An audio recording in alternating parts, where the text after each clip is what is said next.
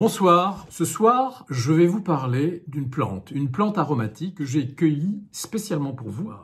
Elle est toute fraîche et sent divinement bon. Cette plante, c'est la menthe. Alors d'où vient son nom à cette menthe? Son nom vient de Minta, qui était une nymphe qui habitait les enfers. Hadès, le dieu des enfers, souvenez-vous, tombe amoureux de Minta, mais au bout d'un certain temps, il se lasse et rencontre Perséphone et l'enlève pour la ramener aux enfers. Il l'épouse. Perséphone, d'une jalousie féroce, apprend que Minta était la maîtresse d'Hadès. Folle de la jalousie, elle part à sa rencontre et la piétine. Pour lui sauver la vie, Hadès la transforme en menthe. Et cette menthe a gardé le parfum de la nymphe Minta. Chez les Arabes, que disait-on de la menthe? Quelles étaient ses propriétés? Eh bien, Es-Suyuti, ce grand médecin kérote, nous dit que la menthe est stomachique, c'est-à-dire qu'elle favorise le bon fonctionnement de l'estomac, elle calme et prévient même les vomissements, supprime le hoquet. Elle est aphrodisiaque, n'oubliez pas que c'est la plante de l'amour. Et mise dans le lait, elle l'empêcherait de tourner. Que dit notre science sur la menthe? Eh bien, la menthe est riche en antioxydants. Rappelez-vous ces antioxydants qui ont des propriétés anticancéreuses, qui ont des propriétés anti-athéromateuses, qui font diminuer le mauvais cholestérol. Eh bien, la menthe a ces propriétés, notamment celle de faire diminuer le mauvais cholestérol, le LDL. Par ailleurs, elle est neuroprotectrice. L'Agence européenne du médicament lui reconnaît certaines qualités, certaines propriétés, à savoir que l'usage de l'huile essentielle de menthe poivrée permet de soulager les flatulences et les douleurs abdominales et de favoriser, de ce fait, la digestion. Elle recommande d'en réserver l'usage aux adultes. Elle est fortement déconseillée. L'usage de la menthe sous toutes ses formes est fortement déconseillée chez l'enfant jusqu'à 2 ans parce qu'elle donne non seulement des convulsions, mais elle donne aussi des spasmes du larynx. Elle est déconseillée chez l'enfant de 2 à 4 ans. Certaines sociétés savantes la déconseillent jusqu'à 6 ans.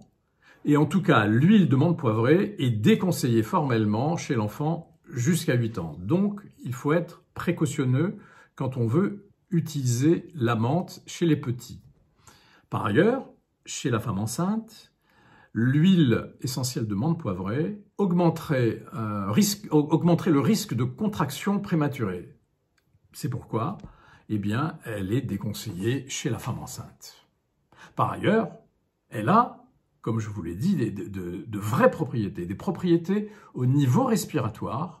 Elle est recommandée en inhalation, l'huile essentielle de menthe poivrée est recommandée en inhalation dans la toux, dans le rhume.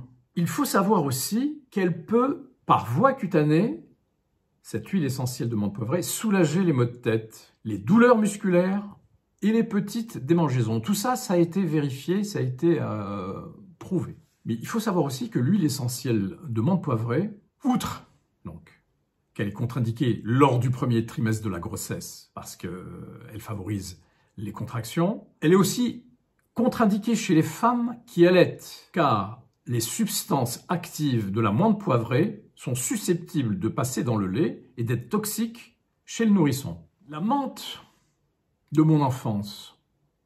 Eh bien, la menthe de mon enfance était omniprésente dans les plats traditionnels, le thé, les jardins, les terrasses ou les balcons. Mes tantes, ma mère, toutes avaient, soit sur leur balcon, soit dans leur jardin, des plants de menthe. Et naturellement, elles s'en servaient pour faire des desserts, des salades de pêche avec des feuilles de menthe. C'est délicieux.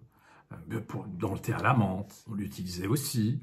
Il y avait 2 plantes comme ça chez les femmes d'Afrique du Nord qui étaient cultivées très facilement. C'est la menthe et le basilic. Le basilic qui, lui, éloignait les moustiques. Le thé à la menthe, vous le savez tous, en Afrique du Nord, est incontournable.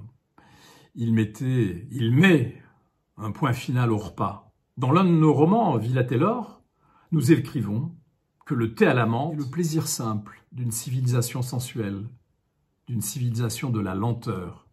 Il est partout, dans les palais, les maisons les plus humbles, les déserts reculés, les villes surpeuplées, les villages, les hameaux, les tentes.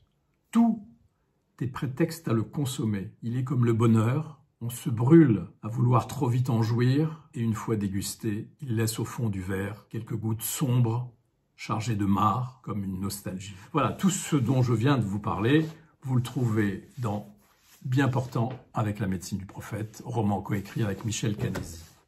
Bonne soirée!